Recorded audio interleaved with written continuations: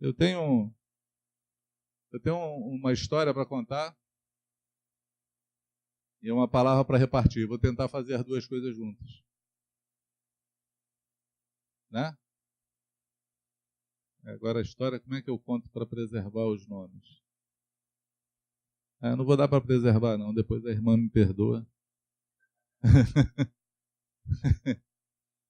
Mas eu recebi na semana passada, acredito que tenha sido semana passada, eu recebi um telefonema de 2 horas. É sempre assim, por isso que eu falei, vou ter que falar o nome da santa, mas todo mundo vai saber, né? Aqueles telefonemas bons, assim, que são bem longos, gostosos. Veio lá da Austrália, de Sydney para Sydney, da Cris. E conversando com a Cris, entre vários assuntos, ela me contou um testemunho assim que eu achei muito legal. Eles começaram uma reunião de oração na casa dela, uma vez por mês.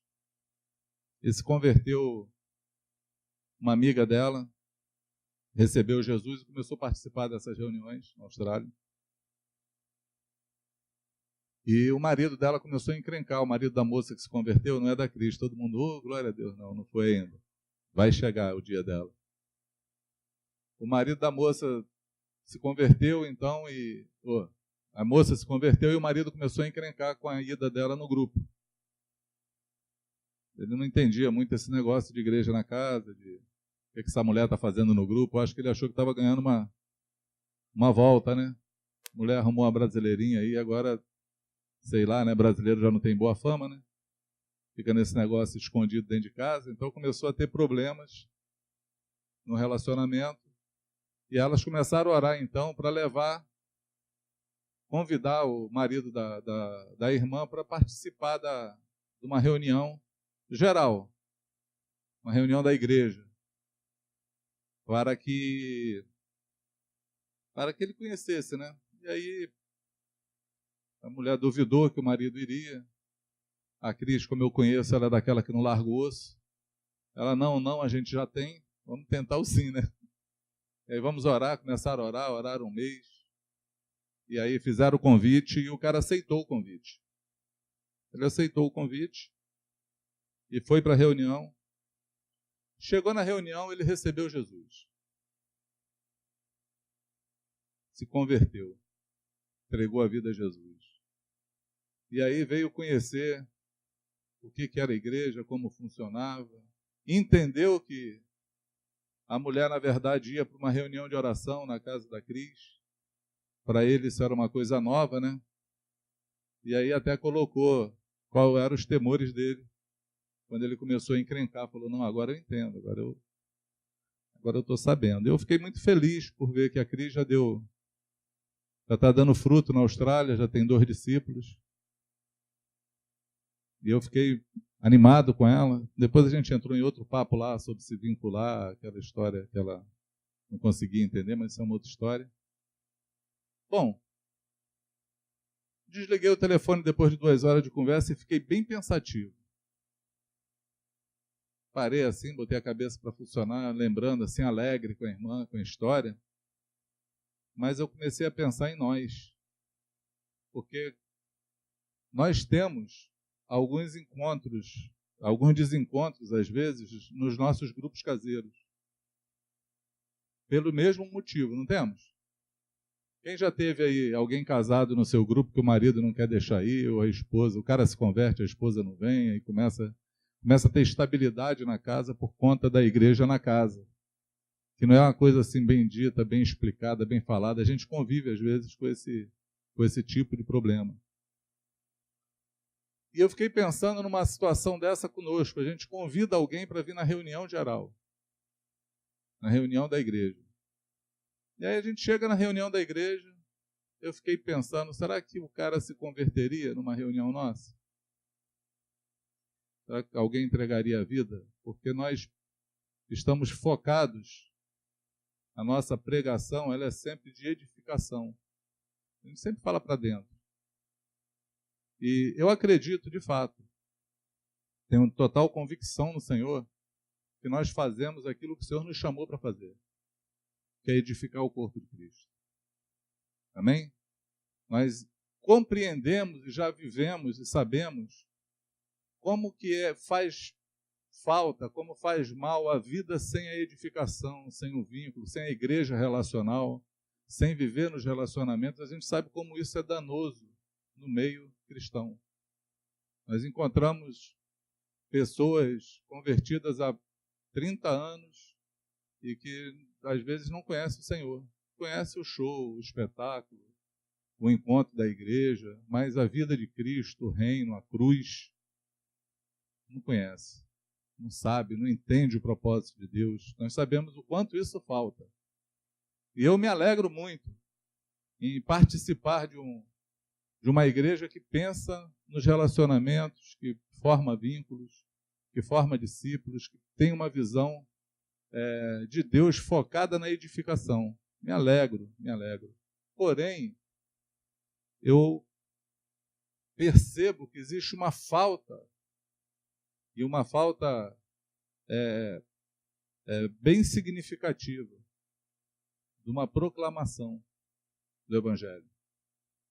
Porque quando nós vivemos, tem uma palavra, é um ditado que fala que é 880, né?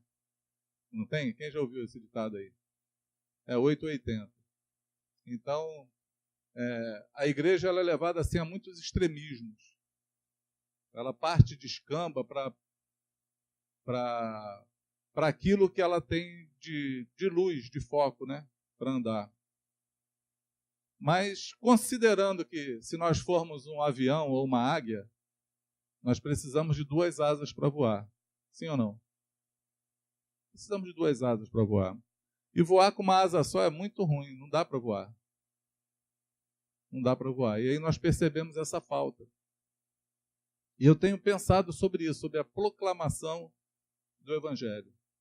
Sobre consertar um lado defeituoso. Ou melhor, um lado carente. Um lado que nós não damos muita atenção. Que é na atenção do proclamar o Evangelho. Nós nem ensinamos muitos discípulos a proclamarem. São poucos que de vez em quando treinam os discípulos a pregar o Evangelho, né? Eu lembro que de vez em quando eu trago no grupo caseiro e começo a ensinar a falar sobre as 4 leis espirituais, que é a melhor que eu acho, né? A mais curta é falar das 2 notícias, mas as 4 leis espirituais eu acho que é fantástico. Eu gosto de falar das 4 leis espirituais, para mim é muito esclarecedor, e esclarece na hora de você falar de Jesus para alguém, esclarece. E a gente vai ensinando no grupo caseiro. Eu passei até uma experiência boa esse mês, uma experiência muito interessante. Nós sentamos no grupo caseiro fazendo o ensino das 4 leis. Assim, brincando assim, a gente começou vamos lá, eu vou falar e você repete, você repete, você repete. Eu deixava o irmão por último, porque como a mente dele também, todo mundo vai saber quem é, né? Como a mente dele funciona muito com internet, o cara trabalha com internet, ele não é muito focado em leitura. E aí, eu deixava ele por último, que era assim, 12 iam falando, quando chegava na vez dele, ele já tinha decorado, né? Não ia ficar ruim. Aí a gente rodava a roda, quando chegava na vez dele, só porque ele escrevia, quando o pessoal estava falando, ele escrevia no telefone, assim. Aí na hora pegava a colinha assim, aí rapaz, esse negócio está ruim de entrar, porque o problema não é decorar, o problema é entender. Porque só decorar, a coisa fica mecânica, e se alguém te perguntar por quê, tu não sabe dizer. É ruimzão quando você só sabe uma coisa decorada, né? E aí tem sempre o porquê, né? Não, mas por que isso? Aí, então. É porque me ensinaram assim, aí fica difícil, né? Parece história que a gente encontra por aí dos TJ, do pessoal da segunda vida. E aí, na hora que a gente pergunta os porquês, todo mundo fica, não sabe. E aí,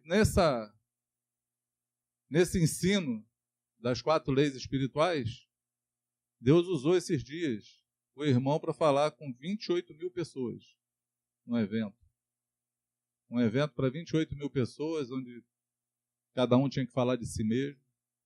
O irmão, então, em vez de falar de si mesmo, ele resolveu falar das 4 leis espirituais e falou com entendimento. Ele conjugou o trabalho da empresa dentro das 4 leis e soltou o torpedo. Soltou o torpedo e na última lei, quem quer fazer uma oração comigo? Aquele montão de gente levanta a mão. E naquele dia, pensa numa coisa que animou meu coração. Pensa em você ouvir uma história que não tem jeito de conter as lágrimas. Porque o Evangelho é isso.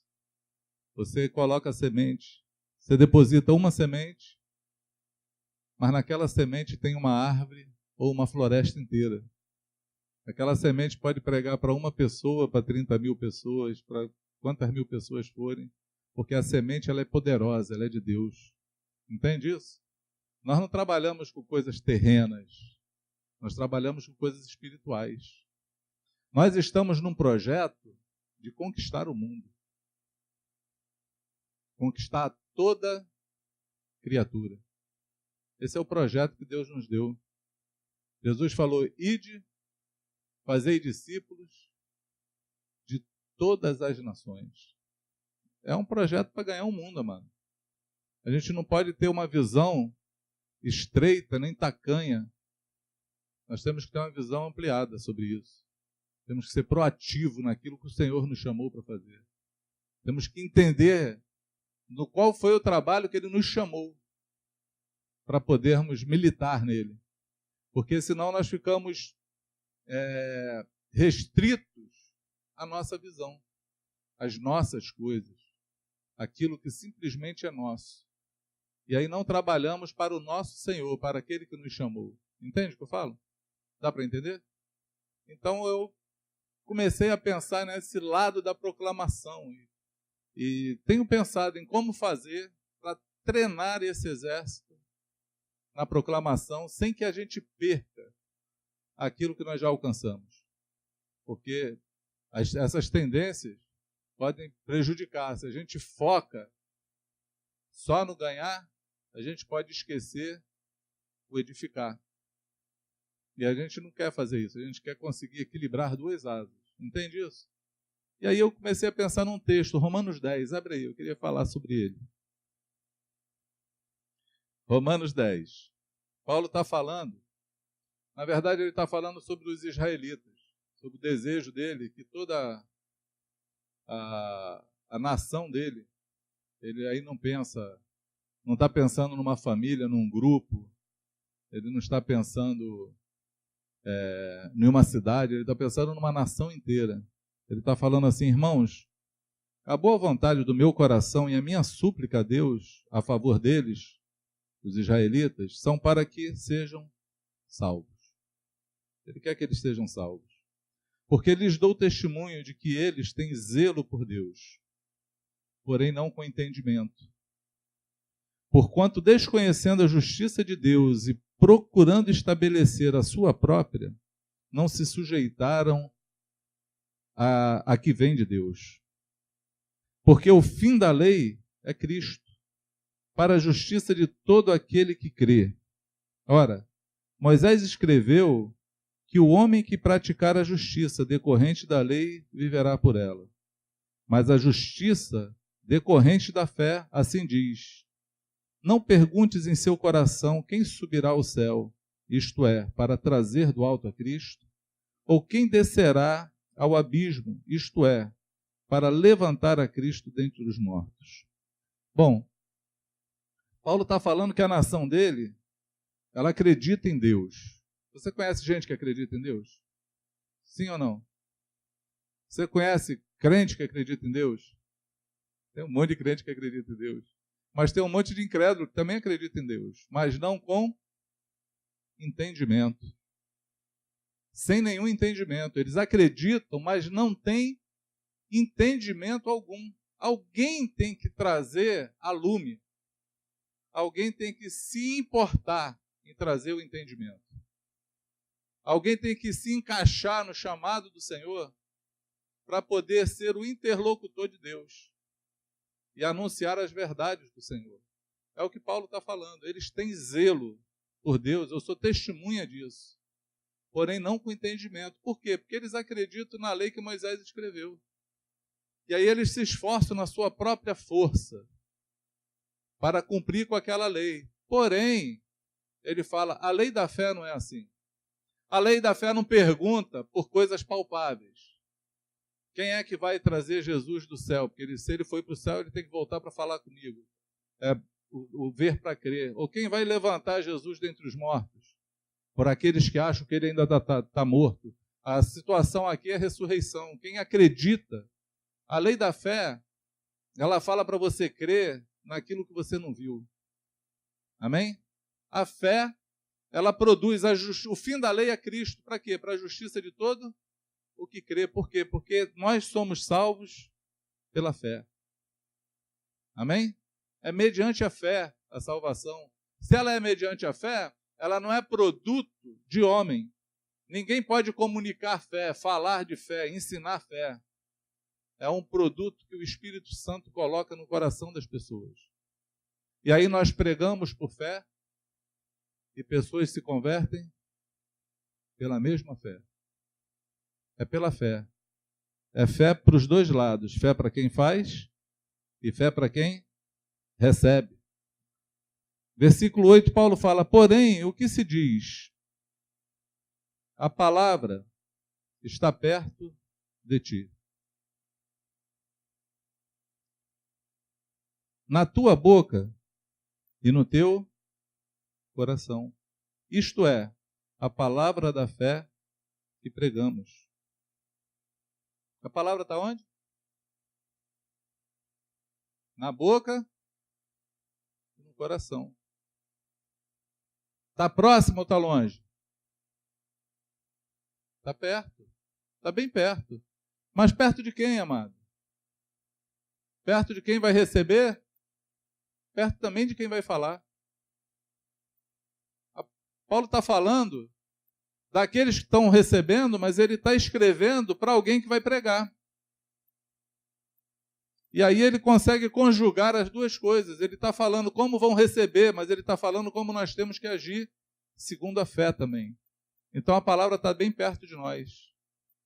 Está bem próxima de nós. E bem próxima daqueles que estão à nossa volta.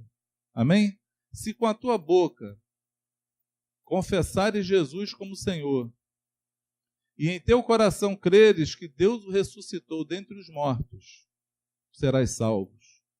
Porque com o coração se crê para a justiça, e com a boca se confessa a respeito da salvação. Porquanto a Escritura diz, todo aquele que nele crê não será confundido, pois não há distinção entre judeu e grego, uma vez que o mesmo é o Senhor de todos, rico para com todos os que o invocam. Amém? Olha que coisa interessante. A gente usa esse versículo para falar da quarta lei espiritual. É o que dá legalidade. É o que dá legalidade ao que se crê com o coração e é o confessar com a boca. É a quarta lei. Nós temos que fazer uma aliança com Cristo quando a gente fala. Nas quatro. Quem conhece as quatro leis espirituais? Paulo está dizendo que todo aquele que crê não vai ser o quê? Confundido. Todo aquele que declarar vai ser salvo. Eu, quando leio esse trecho da Bíblia, das Escrituras, esse pedaço, eu fico sempre pensando na dificuldade que nós temos de simplesmente crer que se alguém confessa Jesus, encontra a salvação e que o Espírito Santo começa a trabalhar naquela vida. E eu vou te falar por quê. Porque nós acreditamos, de fato, no trabalho que nós fazemos. Eu já ouvi, não foi uma só vez, já ouvi isso algumas dezenas de vezes entre nós, alguém falar assim, como é que a gente vai evangelizar e ganhar gente se não tem quem cuide? Quem já ouviu essa frase? Fala sério aí, quem já ouviu? Não vou perguntar quem já falou, não. Vou perguntar quem já ouviu. Como é que nós vamos ganhar alguém se não há quem cuide? Isso vem de uma mente que acredita de fato que o trabalho na vida de alguém é feito por nós.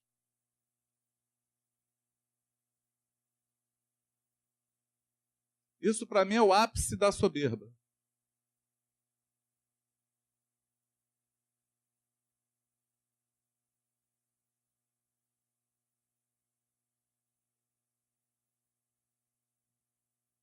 Isso é o ápice da soberba.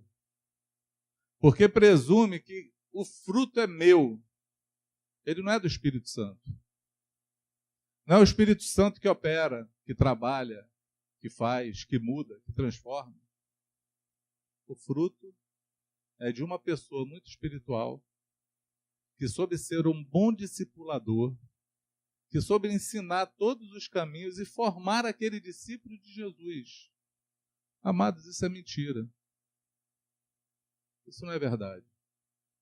Nós cooperamos na vida dos irmãos e os irmãos cooperam na nossa vida. O relacionamento é um dar e receber. Mas quem opera, tanto em quem dá quanto em quem recebe, é o Espírito Santo. Sem ele, nada podemos fazer. Sem ele não há fruto, não há convencimento, não há mudança, não há esperança. Sem ele.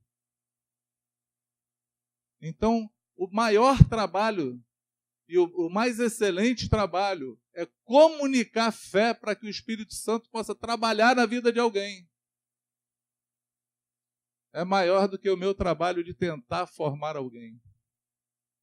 Porque até para isso eu dependo dele.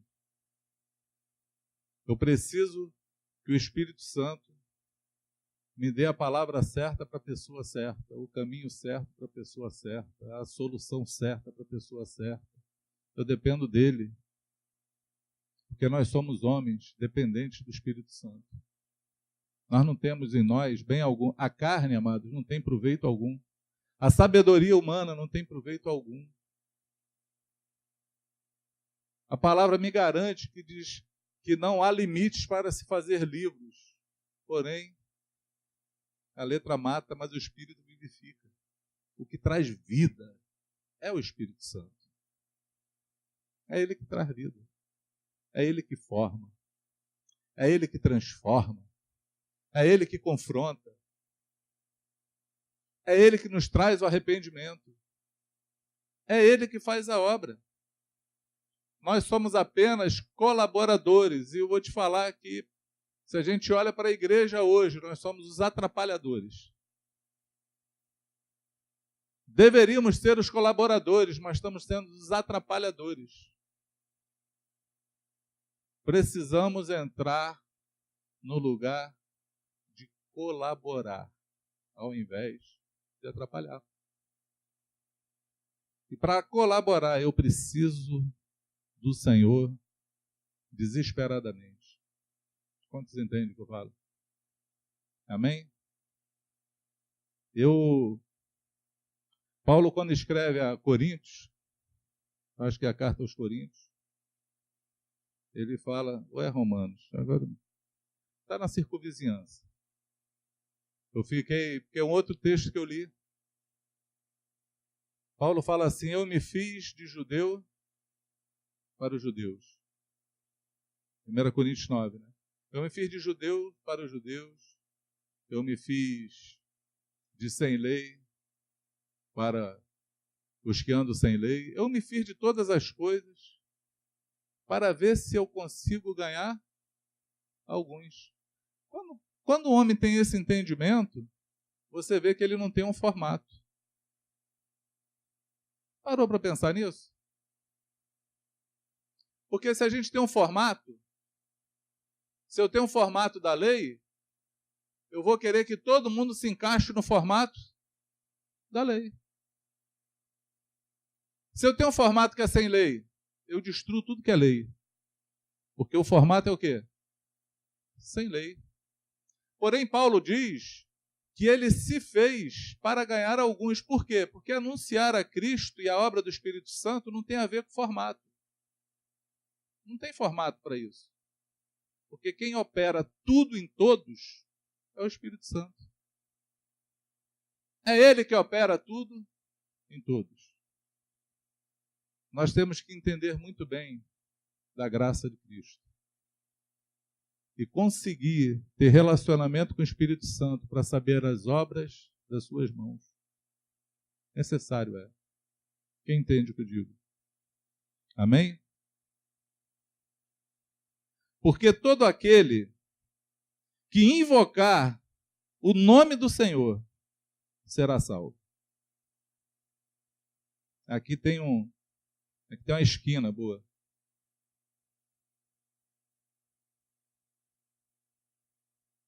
Aqueles que não anunciam, porque não acreditam que um simples fato de alguém receber a Cristo inicia uma obra no Espírito Santo na vida dele, como consegue ter fé para pregar para alguém que está morrendo no hospital?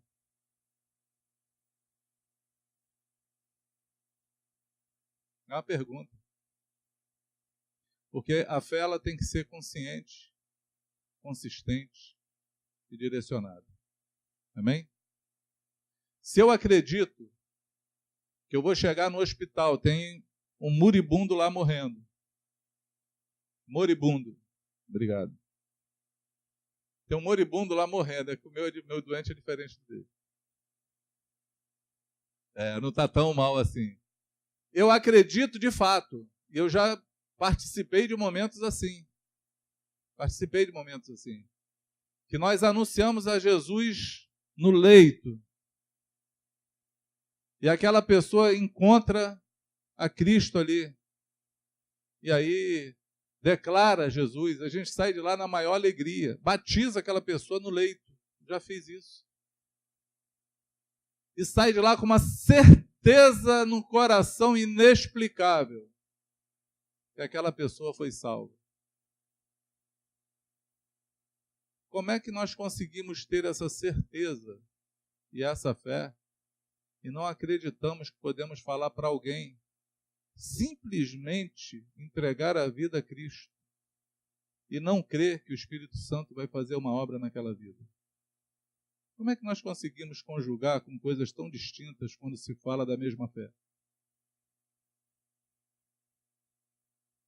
Porque o que nos impede de fazer aos que não estão morrendo hoje, no leito, é olhar e querer ver os resultados depois.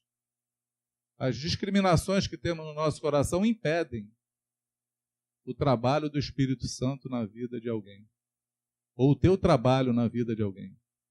Porque o Espírito Santo a gente não pode impedir o trabalho. Mas o startar nós podemos fazer. Porque tem que ter o quê? Entendimento. Alguém tem que anunciar. Alguém tem que falar. Nós estamos, como eu falei, num projeto de conquistar o mundo, porém pela fé, pela pregação, por anunciar a verdade, por anunciar um rei, por anunciar um Senhor. Esse é o nosso trabalho. Se nós não cremos nisso, se a nossa mente não consegue alcançar isso, Deus errou em nos chamar para esse trabalho. Porque a nossa mente está desfocada. Talvez a gente creia que eu simplesmente encontrei Jesus para ser uma pessoa melhor, para ter um melhor emprego, para não passar por dificuldade na vida, embora todo cristão passa mesmo. Aí dá maior nó na cabeça, né? O cara se converte hoje, amanhã é despedido. Aí fala, meu Deus, em vez de melhorar, piorou. Esse negócio dá azar, não quero não. É porque falta de entendimento. Falta de entendimento do caminho que está levando. Mas essa falta de entendimento pode ser nossa?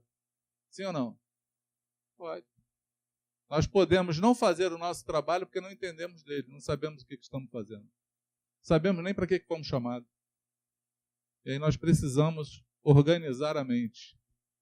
Quantos me entendem? Diga amém. E aí Paulo fala, versículo 14. Como, porém, invocarão aquele em quem não creram. Para invocar o nome do Senhor, tem que crer. A fé vem antes do invocar. Não adianta invocar sem crer. A fé vem antes do invocar. Porque tem que invocar com fé. Então, como eles vão invocar aquele em quem não creram? Como crerão naquele de quem nada ouviram?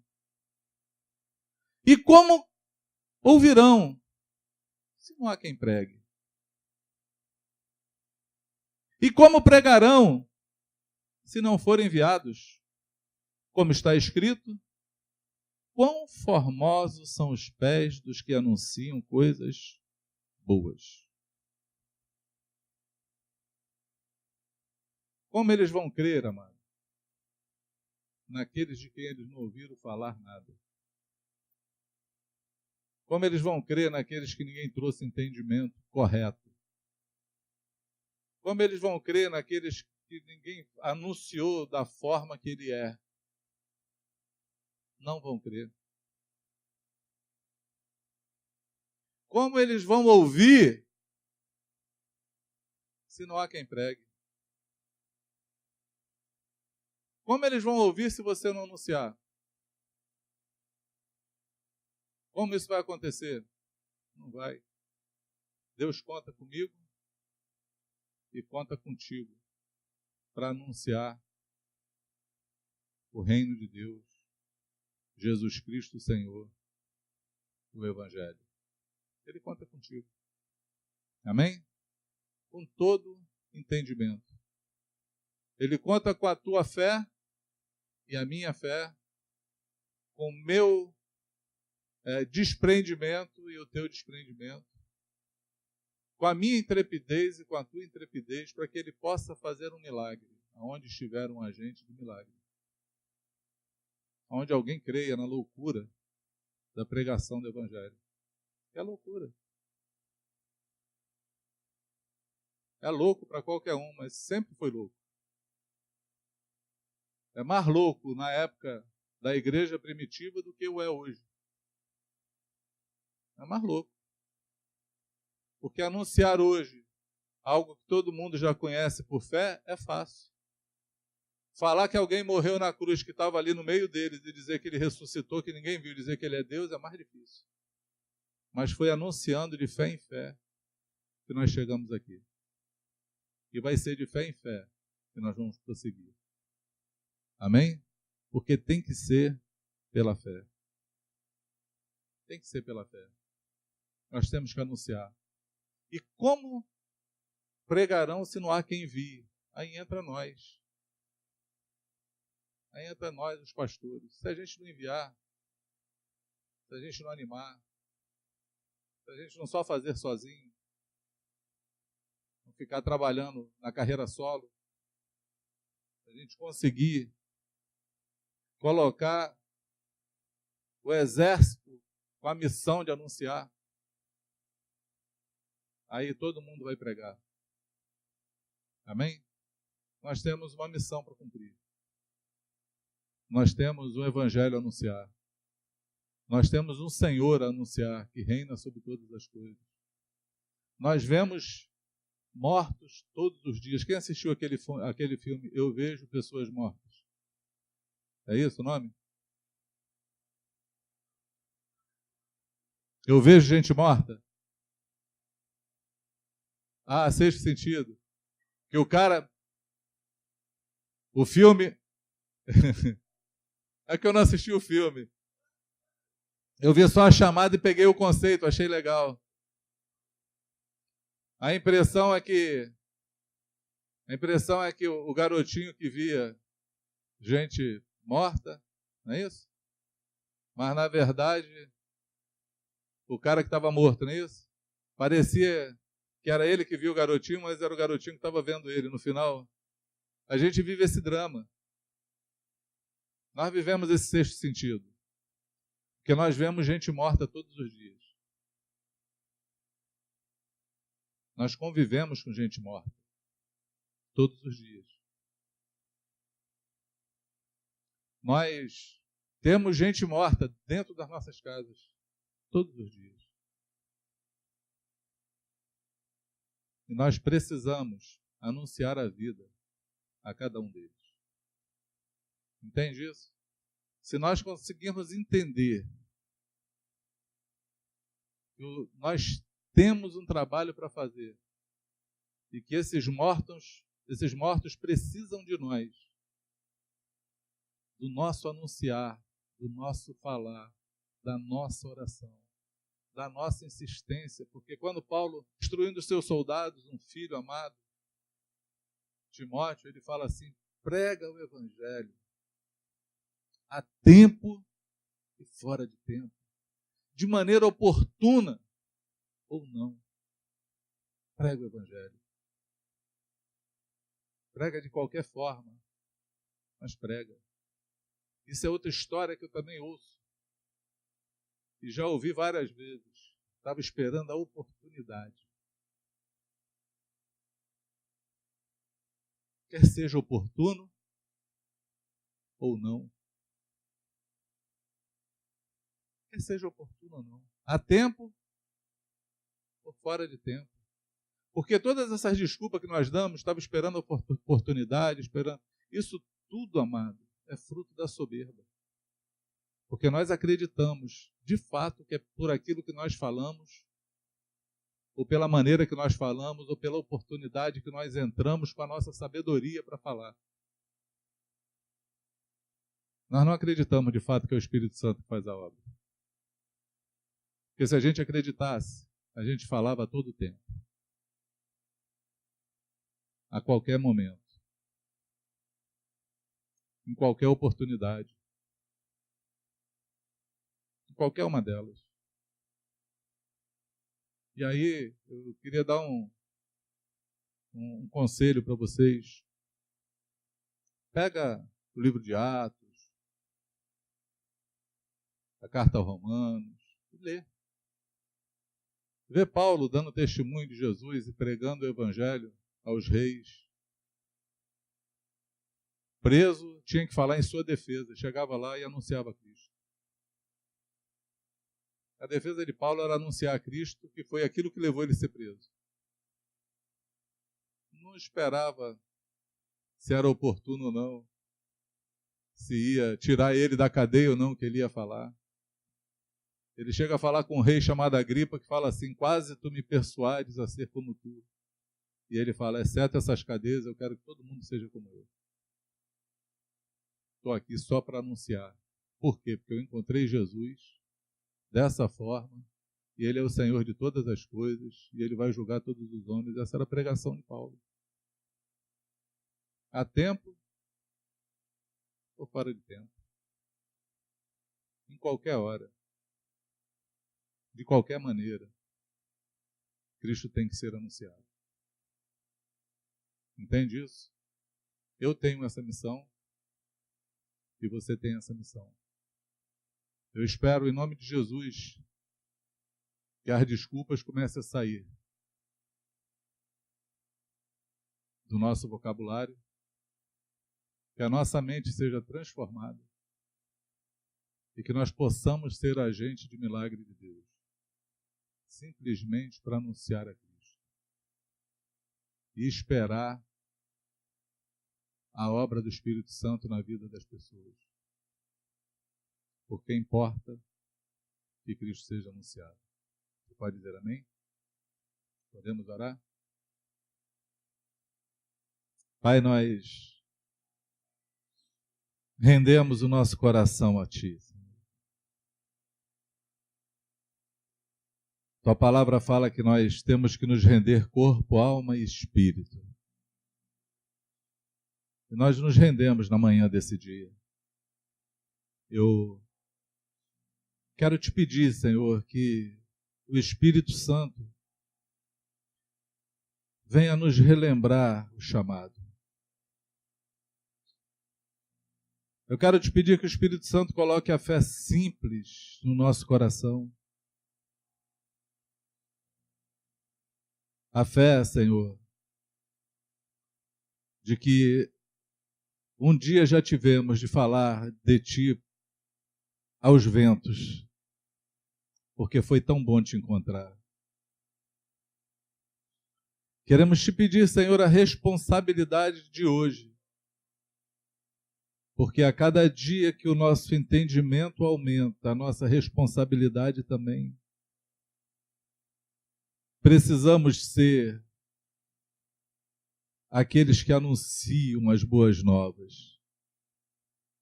Precisamos, Senhor, calçar essa sandália da pregação do Evangelho. Precisamos anunciar a salvação ao mundo, Senhor. Aos que estão à nossa volta, aos nossos familiares. Precisamos crer e orar, Senhor, a todo tempo, sabedor de que Tu és o único que pode fazer a obra da transformação na vida de cada uma pessoa, Senhor. Senhor, que o entendimento dos apóstolos, quando Paulo declara, eu não vim batizar, eu vim evangelizar, e não com sabedoria de palavras, porque a sabedoria de palavras anula a cruz de Cristo, que para o mundo é loucura, mas para nós que somos salvos, poder de Deus. Possamos crer nessa loucura e anunciar loucura. Aqueles que pensam que são sábios, para que sejam alcançados pela graça. Nos torna loucos, Senhor. Tira de nós, Senhor, o envaidecimento de conhecimento, de presunção, de classificar pessoas, Senhor, de achar que somos os operadores de algo sobre essa terra. Não somos, Senhor. Somos mais um alcançado pela graça. Somos, Senhor, mais homens e mulheres que achavam que sabiam de tudo e conheceram a verdade.